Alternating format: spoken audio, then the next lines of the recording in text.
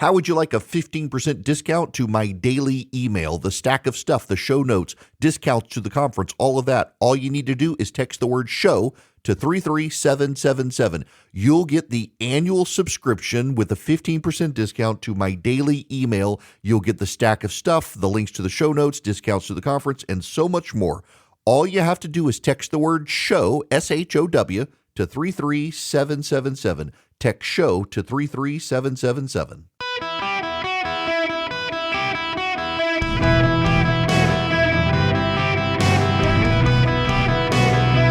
Welcome to the Eric Erickson Show podcast, Hour 1. My fellow Americans, welcome. It's Eric Erickson here across the United States. I'm delighted to have you with me.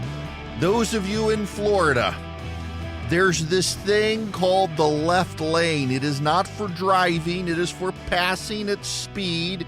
It is not for you to drive slow while you're checking your text messages. Y'all, it takes me an hour to an hour and 15 minutes to get from my home to my flagship station studio where I'm broadcasting today. I left my house at 8:33 a.m. this morning and pulled into the parking deck at 11:11 a.m. because of the amount of Floridians fleeing from Hurricane Milton. And inevitably, there would be someone doing barely any speed in the left lane, checking their text messages as they're coming up. Y'all, you got a massive, massive hurricane. You've got millions of people fleeing. Put down your phone and drive with your foot on the gas, please, particularly if you're in the left lane. It's going to be a brutal storm. They are now projecting that it's going to diminish somewhat before it comes ashore, but you still have that huge push in front of it with Category 5 strength, so you're going to have this massive storm. Prayers for the people in Florida, and if you're listening to me, and you're on the west side of Florida, get out now, please. Get out now while you still can. This isn't a challenge. This is a storm like you've never seen. Now, we got to begin with news that warms my heart. And Democrats know this to be the case. Progressives aren't really yet willing to acknowledge it, but it's true. If the election were held today, Donald Trump would win. And Democrats actually know it. I want to begin with Harry Enton on CNN, who's talking about the state-level polling margins of error. This is very important. And if you're a Democrat, you could listen to it and take some comfort, except you shouldn't, and I'll explain why after we listen to him.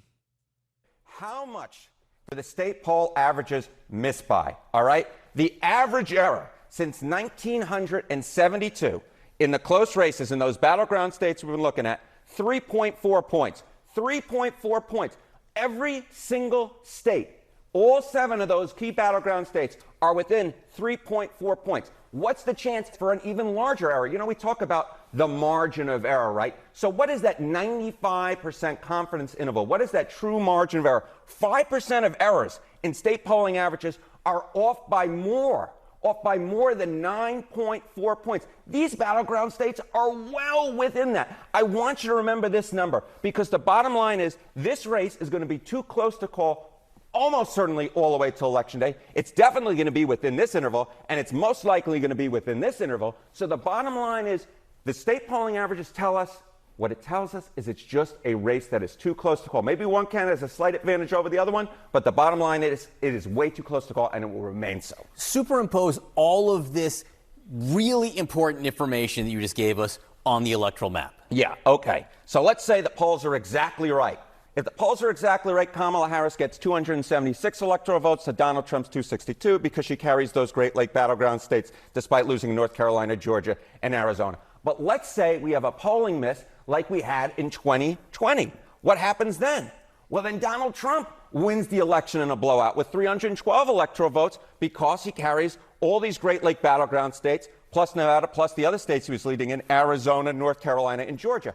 But 2020 is just one election. What happens if we have a polling miss like 2022? Well, in that particular case, now the winner has flipped again. And Kamala Harris wins in a blowout with 319 electoral votes because she retakes those Great Lake battleground states, carries North Carolina, Georgia, and Arizona. So the bottom line here is, yes, we have those state polling averages, but the real thing they tell us is that this race is too close to call. We're probably not going to know who's going to win for another month and perhaps another month and change. Except I disagree in one point. So he looks at the 2022 polling. Off-year elections are never a good metric to go for presidential elections. In fact, when I did elections, when I ran people for office, one of the things you do is, let's say you do a school board race. You're running in, let's say you're running Ward 3 in your county for a school board. You're running Post 2, whatever you want to call it. When you go look to see what turnout's going to be for your race, you don't go back and figure out turnout from the 2 years before. You have to go back 4 years. The reason is because turnout in an off-year election is always different from turnout in a presidential election. What Harry Itten didn't do, and it's nothing intentional on his part, he's showing you the last 4 years. You got to go back to 2016. The polling misses in 2016 and 2020 are far more relevant than the polling misses of 2018 and 2022. And in fact, the New York Times Siena College poll, which is one of the very best polls and has Harris up 3 right now, has a very good track record in off-year elections and not as good a track record in presidential elections, in large part because of voter enthusiasm and turnout. It's much easier to model an off-year election than it is to model a presidential election. If the misses are like 2020 and 2016, Donald Trump's going to win with over 300 electoral college votes. In fact, there's data on the ground that suggests something is happening in Donald Trump's favor. Namely, in Wisconsin, the Senate race there between Tammy Baldwin, the Democrat incumbent, and Eric Hovde, the Republican challenger, is now considered a toss-up. Hovde has closed remarkably there. Same thing in Pennsylvania right now. Dave McCormick is closing in on Bob Casey pretty significantly, pretty rapidly, as early voting has already started there. By the way, Democratic partisans in Washington, D.C. know this to be the case. They're concerned. This is from New York Magazine today. Actually, I'm sorry, 3 days ago. I missed it then. After an exuberant summer, an autumn chill has descended on Kamala Harris's presidential campaign. The joyous rallies that were all over the news between mid-July, when Harris replaced Joe Biden atop the Democratic ticket, and the August convention where she and Tim Walz accepted the party nomination, have quieted into more familiar spectacles. Her once ascendant polling numbers have stalled, and her campaign has become cautious, granting TV interviews mostly to a handful of local news channels in swing states. In the first month of her candidacy, if there was exhilaration after the suffocating defeatism under Biden, the last weeks before election days have felt like a collective holding of breath. It's a stark reversal from those early days when it felt like Democrats were finally, as Alexandria Ocasio-Cortez jokingly put it, in disconcerting levels of array. Donald Trump was spiraling. His panicked indignation seemed confirming that replacing the 81-year-old Biden was a blow from which the Republicans might not recover. Now, as we enter the home stretch, Harris's shocking and historic candidacy has become oddly, perhaps even perilously, normal. Beltway pundits will tell you that in a country as polarized as the U.S., the race was always going to tighten into a photo finish, but it's impossible to escape the conclusion that the Harris campaign has betrayed its original promise of unbridled possibility, the consequences of which will reverberate beyond November 5th, regardless of who wins. It was New York Magazine in September a year ago that was calling on Joe Biden to ditch Kamala Harris. In September of 2023, back before the irrational exuberance of Kamala Harris was on the stage, Democrats understood what they were getting. This is from the same column, Intelligencer, inside New York Magazine, begging Joe Biden to ditch Kamala Harris. We've already seen Harris wither in the spotlight of a presidential campaign. When she entered the 2020 Democratic primary, she boasted a strong fundraising base and a bevy of high-profile endorsements. Her campaign launch immediately propelled her to 15% support in the polls, putting her in second place behind Biden. Yet by the time she dropped out in December 2019, she was polling at under 4% nationally, just a smidge above novelty candidate Andrew Yang. In theory, Harris was supposed to have special appeal to African-American voters. In practice, when she exited the race, she was polling behind Pete Buttigieg in South Carolina. Further, her oratory as both a candidate and vice president has been infamously awkward and unassured. That was in September a year ago. This is in February of 2023. From Jonathan Martin with Politico. High-level Democrats are rallying to President Biden's reelection, not because they think it's the best interest of the country to have an 82-year-old start a second term, but because they fear the potential alternative, the nomination of Kamala Harris and the election of Donald Trump. But wait, there's more. There was a senator who said few Democrats in the chamber want Biden to run again, but that the party has to devise an alignment of interest with the president to get him off the narcotic of the office. There was the governor who mused about just how little campaigning Biden would be able to do. And there was the House member who, after saying that, of course, Democrats should renominate the president, told me to turn off my phone and then demanded to know who else was out there and said Harris wasn't an option. When nearly a dozen Democratic governors lined up for a news conference to trumpet their midterm gains, eager to take a turn at the microphone, the vulnerable bunch grew quiet when I asked if they thought Harris should be nominated without a primary were Biden not to run.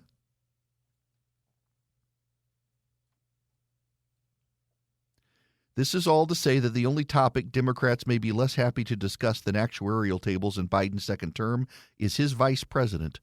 To express their concerns about a woman of Jamaican and Indian descent touches, to put it mildly, on highly sensitive matters.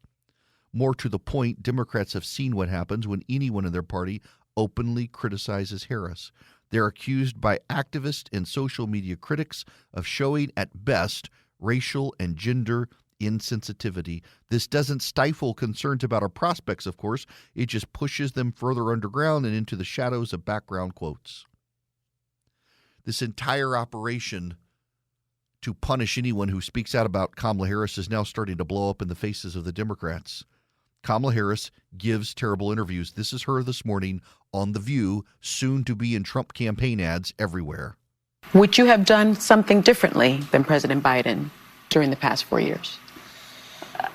There is not a thing that comes to mind in terms of, and I've been a part of most of the decisions that have had impact. Yeah. And then there's this from 60 Minutes. I've been covering the border for years. And so I know this is not a problem that started with your administration. Correct. But there was an historic flood of undocumented immigrants coming across the border the first 3 years of your administration. As a matter of fact, arrivals quadrupled from the last year of President Trump. Was it a mistake to loosen the immigration policies as much as you did? It's a long-standing problem, and solutions are at hand. And from day one, literally, we have been offering solutions. What I was asking was it a mistake to kind of allow that flood to happen in the first place? I think the policies that we have been proposing are about fixing a problem, not promoting a problem. Okay? But the numbers did quadruple. And the numbers today, watch. because of what we have done, we have cut the flow of illegal immigration by half. But should you we have done cut that? the Should you flow have of done that? fentanyl by half, but we need Congress to be able to act to actually fix the problem. Oh, every time she opens her mouth, she hurts herself. And you know how I know the Democrats know that she's losing? They've turned to hysteria. Listen to this claim. Long known that Donald Trump has revered the Nazis. He has revered Hitler. He's read his book. He used to say he had it on his nightstand. Donald Trump has had a very sinister philosophy, wanting to be a dictator, absolutely dividing people up based on who they are, based on factors about them that have to do with their race and their gender, etc. And when he uses language like this, I don't think that it's a Freudian slip. I think that the danger of a Donald Trump is that he would absolutely try to exterminate an entire group of people because he thinks that their genes are somehow different than his and faulty. When you're talking like that on CNN, one, you're provoking further assassination attempts, but also you're losing. Winners don't talk like that. The Democrats know she's losing. AI might be the most important new computer technology ever. It's storming every industry. Everybody's talking about it. Billions of dollars invested, so buckle up. The problem is AI needs a lot of speed and processing power. So how do you compete without costs spiraling out of control? It's time to upgrade to the next generation of the cloud. Oracle Cloud Infrastructure, or OCI. OCI is a single platform for your infrastructure, database, application development, and AI needs. OCI has 4 to 8 times the bandwidth of other clouds, offers one consistent price instead of variable regional pricing, and of course, nobody does data better than Oracle. So now you can train your AI models at twice the speed and less than half the cost of other clouds. If you want to do more and spend less, like Uber, 8x8, Databricks, Mosaic, take a free test drive of OCI at oracle.com/Erickson, ERICKSON. That's oracle.com/Erickson. Oracle.com/Erickson. Go check them out today. By the way, yeah, you should. I have not sent out recipes in a while and intend to do more of them. I believe breaking bread with people actually solves a lot of our problems. I've just been working on some, and boy, do I have some recipes to start sending out. I just got to remember to do it. Well, there's some news now from Josh Boswell, who broke some of the original stories on Doug Emhoff's behavior, including the affair with the nanny and hitting his girlfriend. I'll read you some of this. I spoke to Doug Emhoff's ex-colleagues at Venable LLP. They claimed he was misogynistic, sexist, and an a-hole to women. Emhoff allegedly told one female Venable partner to get the F out of my office, then bragged to top firm executives that he put her in her place.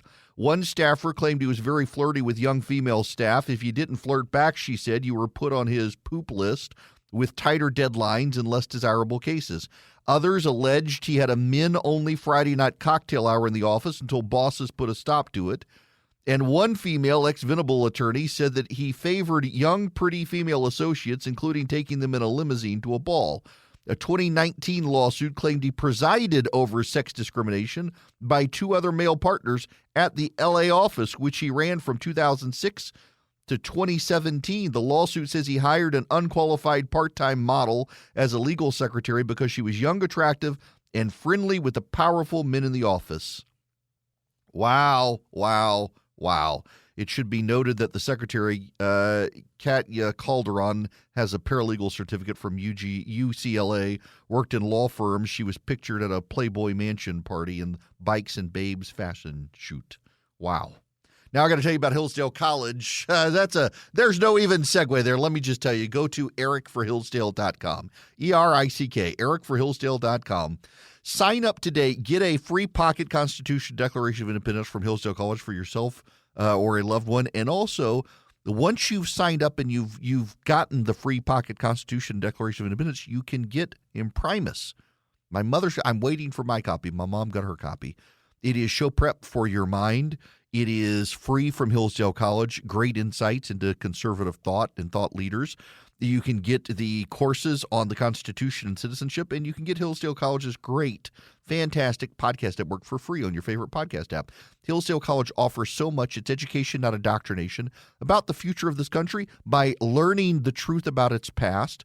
Go to ericforhillsdale.com today, ERICK, ericforhillsdale.com. Get Imprimis today and the Pocket Constitution.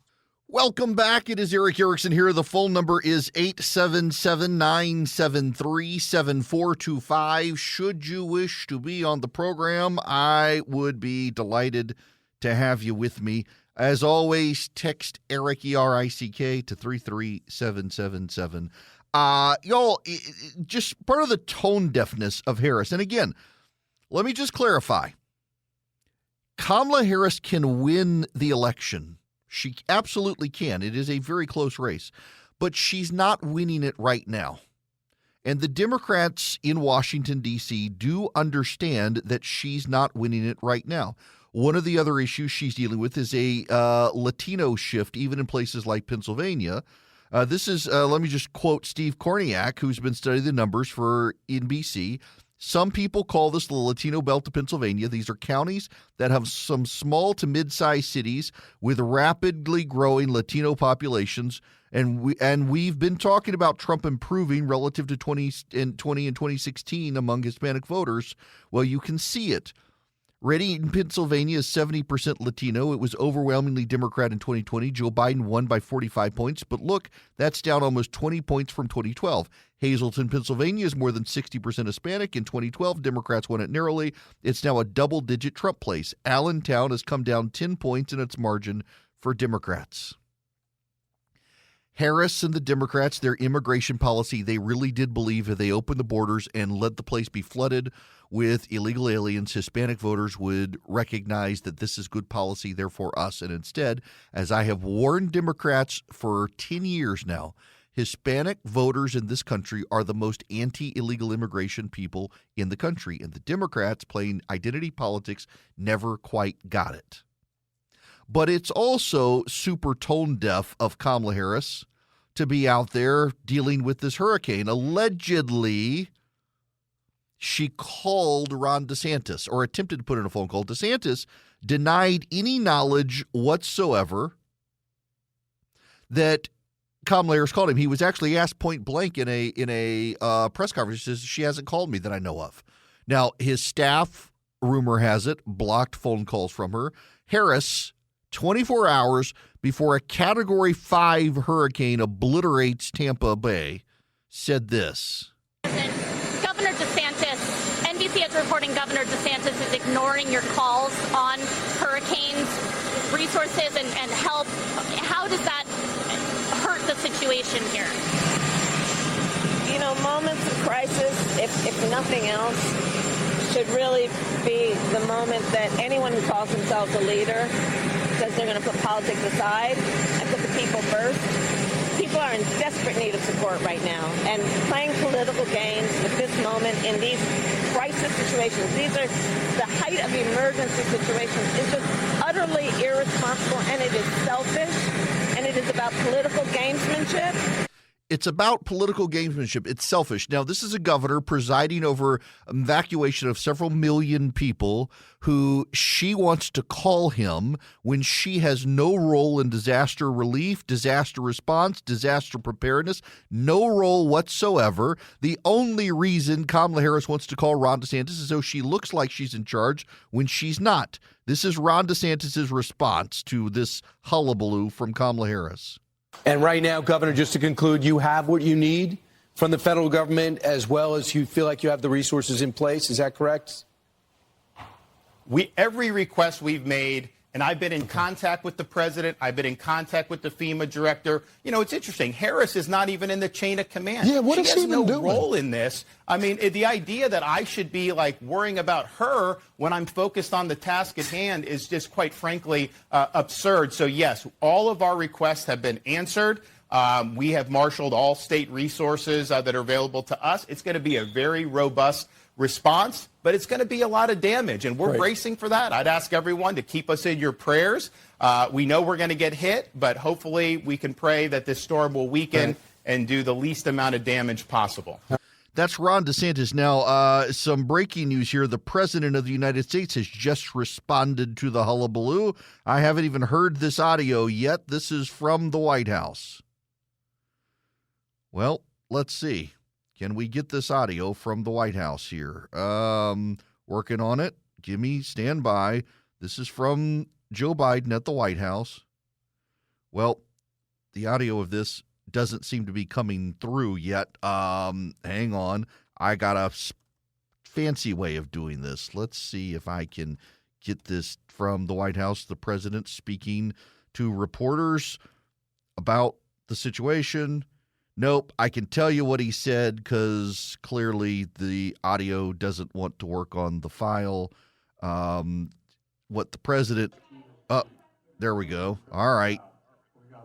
Now I get it. Sorry, people. It appears to be my computer and not actually the file. Let me fire this back up here for you so I can get the president here. This is White House reporters yelling at President Biden. He appears to be in the cabinet room meeting with people getting ready for the disaster.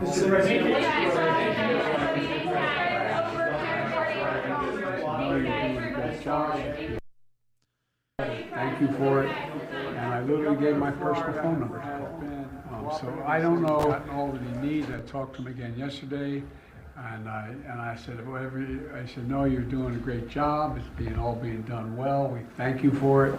And I literally gave my personal phone number to call. So I don't know. There was a rough start in some places, but every governor from Florida to North Carolina has been fully cooperative and supportive and acknowledged what this team is doing. And they're doing an incredible job. But we got a lot more to do. That's Joe Biden, short time ago from the White House, kind of throwing Kamala Harris under the bus there, it sounds like, saying rough start at first. Every governor's got what they need. I'm in touch with the governors. They're all doing great jobs, including Ron DeSantis. Kamala Harris, my gosh, her political instincts are bad. When a major storm is barreling down on a state, you don't go pick a fight with the governor because he won't return your phone call when you're not in the chain of command. Now, we need to talk about the storm. And again, I realize I got a national audience here, but this is going to have a big impact. I got up this morning. I live south of Atlanta. And it takes between an hour and 15 minutes. When traffic is really bad, it can take an hour and a half to get to my office at my flagship station, WSB. If you're familiar with Atlanta, it's near 17th Street and right on the edge of the northern end of Midtown, the southern end of Buckhead, and very near Piedmont Park. And I left my house 8:33 a.m. I parked and hit the park button in my car. I don't have a gear shift anymore. It's just a park button. And I hit that park button. It was 11:11. 8:33 to 11:11 for a drive that in really bad traffic can take an hour and a half. Took a very long time. The amount of cars from Florida northbound on I-75, and if you're familiar with those of you in Connecticut, maybe you get them coming through sometimes. Those of you out west in Sacramento and Phoenix, Tucson and Austin and Tulsa and Dayton, maybe y'all don't experience Florida drivers. Listen, and I got a number of affiliates in Florida, so I say this lovingly. And my theory is it's all the people who moved to Florida during COVID from New York who don't know how to drive. It's not the native Floridians. But they get in the left lane and they hit the cruise control button, and whatever the interstate speed limit is, they go no faster than 10 miles less than that speed limit.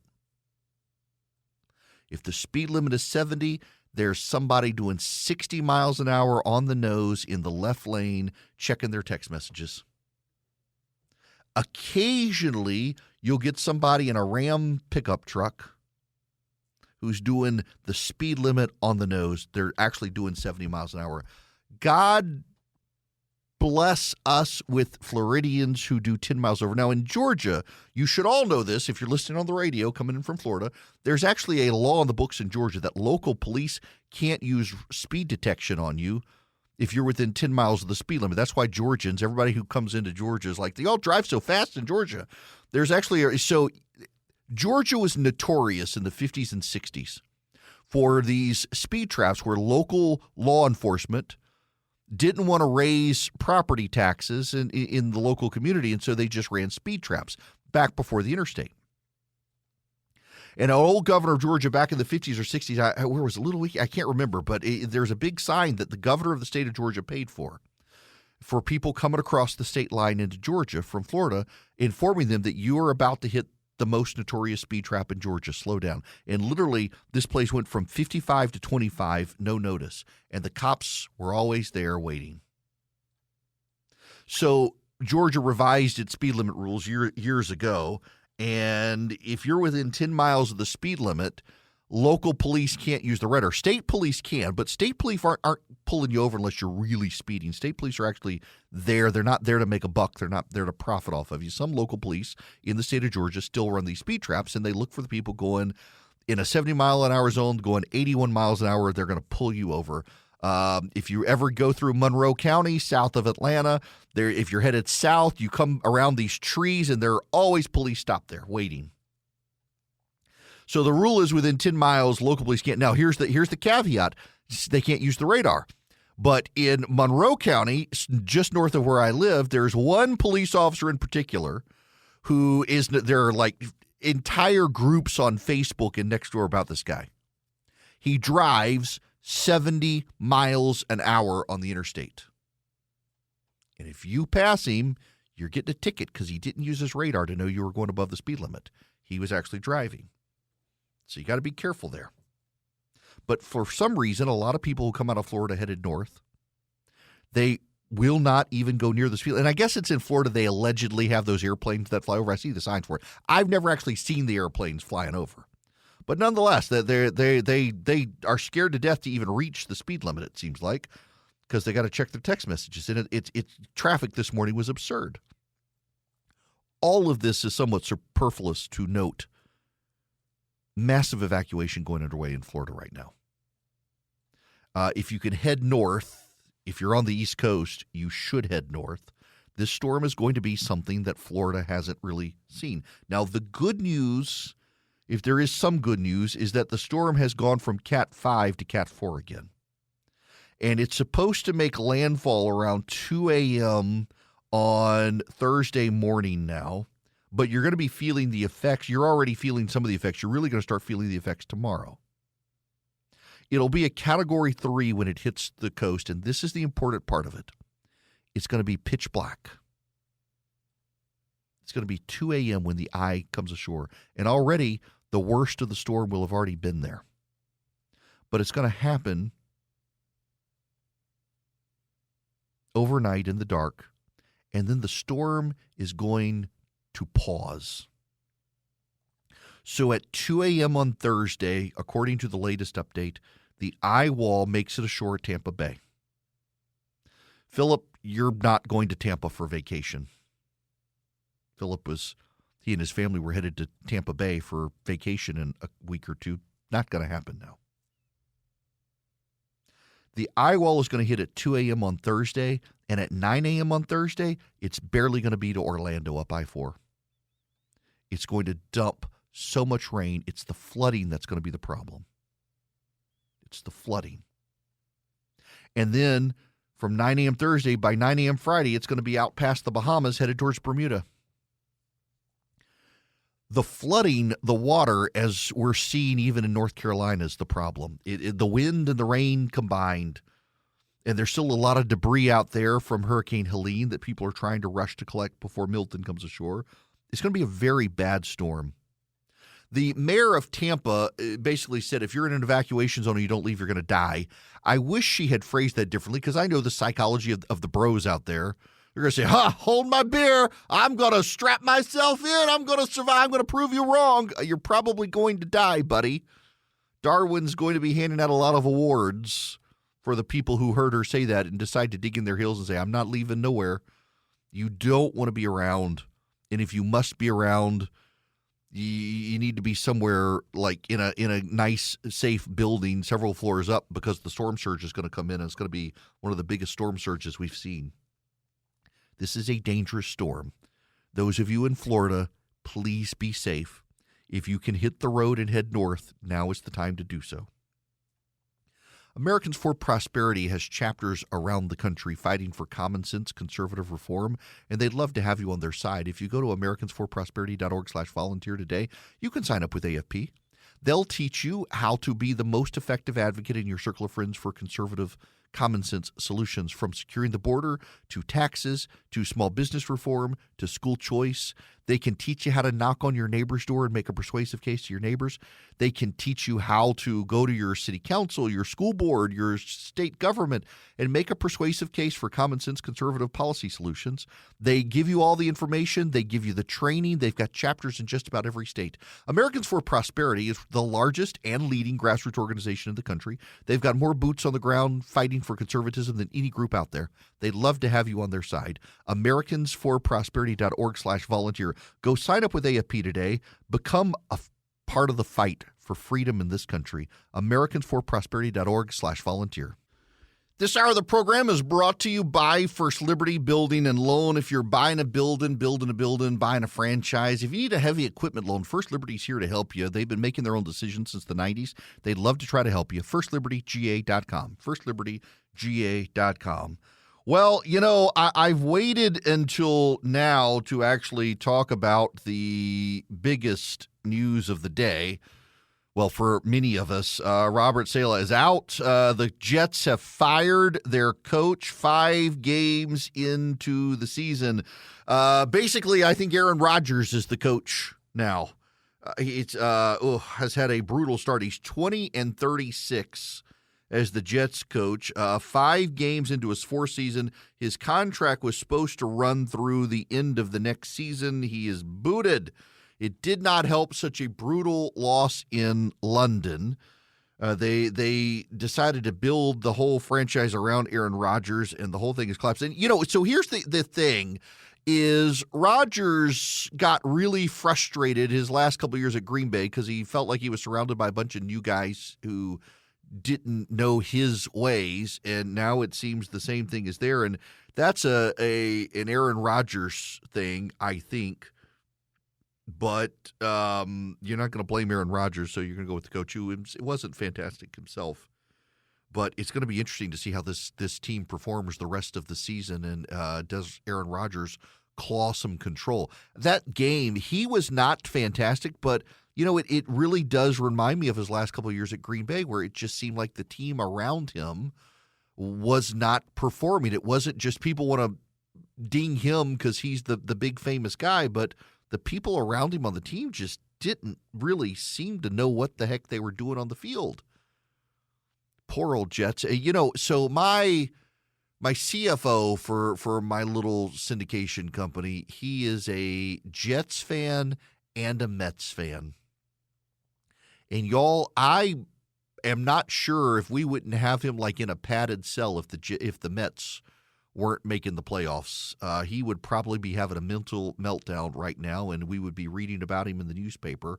But thankfully, at least the Mets are performing, even as the Jets are not right now, as we continue into the football season. Now, when we come back, we got a lot of other stuff we got to talk about, including CBS News has decided their in-house anti-Semites are melting down over an interview with Ta-Nehisi Coates, and they brought in a racist to counsel the anti-Semites.